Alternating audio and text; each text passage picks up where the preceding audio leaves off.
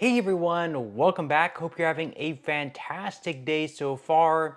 So, former President Donald Trump is making a huge promise to all Social Security beneficiaries of a big change that he plans to make to Social Security if he is elected into office. We're going to be going over why exactly that's so popular. But before we go ahead and dive into the main content of today's video, if you would like to receive up to $200 in free stock or $200 in free cash, in a pinned comment below, I will be leaving a link to Robinhood. All you have to do is once you click on that link is just sign up for a free account and then simply link your bank account. You do not even have to make an opening deposit. At that point in time, Robinhood will be sending you one free stock worth all the way up to $200. And if you'd rather just have the cash, all you have to do is once you receive the free stock is just sell it for what it's worth and then transfer the cash value right back to your bank account. Okay, so diving right into today's video, before we get into the big promise that Trump is making towards Social Security if he is elected into office, first off, we are going to be covering a few different changes that are guaranteed to take place to the program next year in 2025. So without further ado, let's go ahead and dive into it with this article from Marca. They say Social Security changes coming in 2025.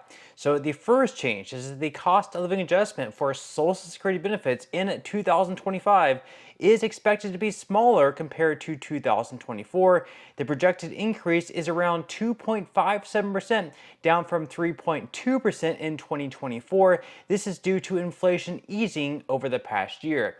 Now, the exact projections have sort of been different among different people. For instance, the Senior Citizens League had put out their personal projection of 2.5%. In yesterday's video, I projected 2.5% as well, which is going to mean different things for different people depending on what you're currently receiving for your benefit, as well as other factors as well. Now, the article goes on to say that while this may result in smaller checks, it's important to remember that prices for essentials like groceries, utilities, and housing remain high, and while a lower inflation rate should lead to a smaller increase in prices, it doesn't lower the current prices that many are struggling with. Note see Kiplinger Inflation Outlook. That's very true. Secondly, the full retirement age is shifting slightly for some, so those born in 1959 will see their FRA increase to 66 years and 10 months, up from 66 years and 8 months for those born in 1958. And then for anyone born in 1960 or later, the FRA will be 67. And if you decide to retire early at 62, keep in mind that your monthly benefits will be reduced by as much as 0.09% for each month before your full retirement age. However, delaying benefits beyond your FRA can pay off. For each full year you delay receiving benefits after FRA, an 8% increase is added to your benefit, a substantial incentive for those who can wait. So obviously, if you can wait all the way until the age of 70 to start receiving your Social Security benefits, that can definitely pay dividends and you can receive more, but it's all going to depend on whether or not it makes sense for your own personal situation. Now, the article also goes on to say that lastly, Social Security credits and taxes will also see adjustments. To qualify for benefits, you need 40 credits, which you will earn by working. In 2024, you need to earn $1,730 for one credit, but this threshold will increase in 2025. The wage cap, which is the maximum amount of income subject to Social Security taxes, will also rise. In 2024, this cap is set at $168,600, up from $160,200 in 2023, and it is expected to increase yet again in 2025, and we can expect that to increase probably a little bit over $170,000.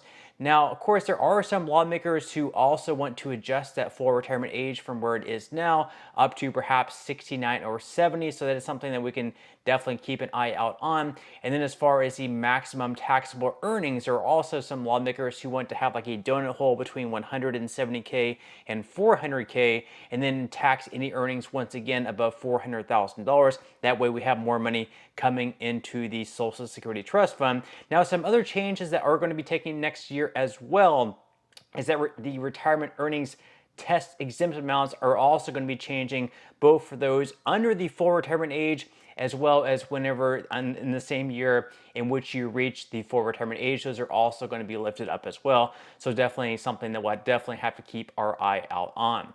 Now, as far as Donald Trump's big promise to all Social Security beneficiaries if he is elected, that promise is to make it so there are no more taxes at the federal level on Social Security benefits. So his thought is that throughout your working career, you're paying a little bit of tax out of each paycheck, 6.2% if you're an employee, 12.4% if you're a sole proprietor or you have your own business.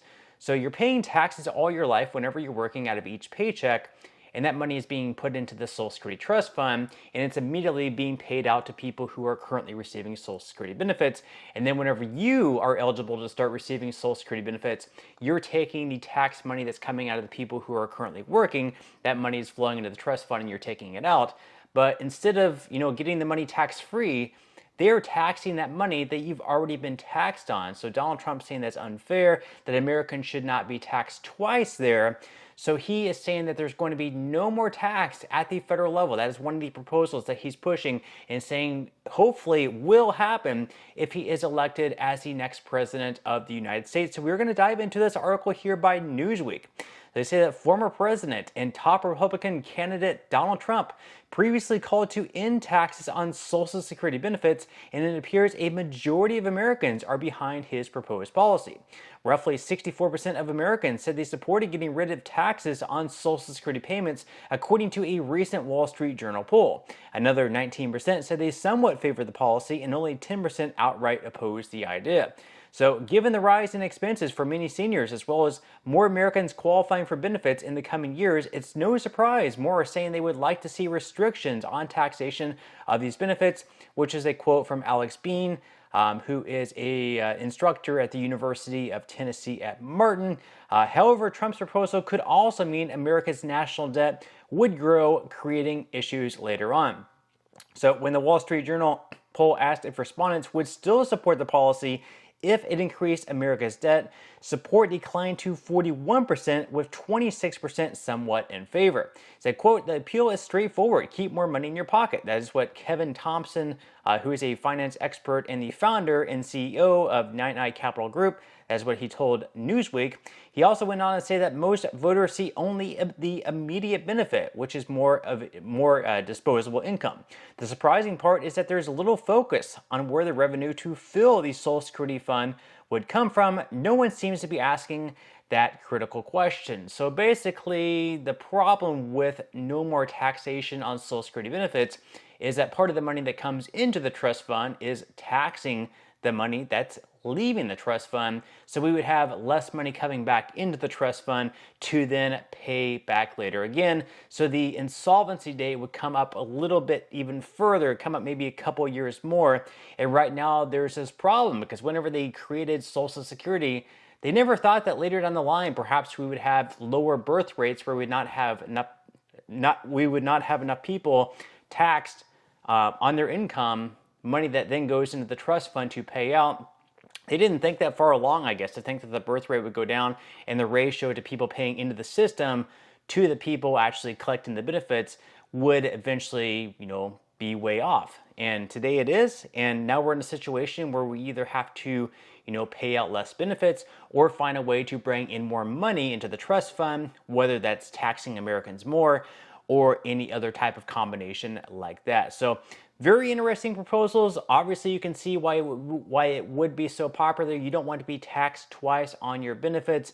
And as years go by, the percentage of Americans that are taxed on their Social Security benefits is increasing because the income tax threshold brackets have not been increasing over the time to keep up with inflation. For whatever reason, they also have not been adjusting that either, which is pretty disappointing and something I think should also change, that the tax brackets for Social Security income for what you're taxed on should also be increasing year over year based on inflation from the prior year. But with that said, leave your thoughts and comments below. Are you on board with Trump's plan? Do you like it? Do you think that we should be taxed on Social Security benefits? Do you think that it should not be taxed? leave your thoughts and comments below. I would definitely love to read them, but that's all we have for today's video. I certainly hope you enjoyed and found value out of it. If you did, again, I would greatly appreciate it if you could give this video a like, consider subscribing to my channel if you have not already, and I will see you in the next video.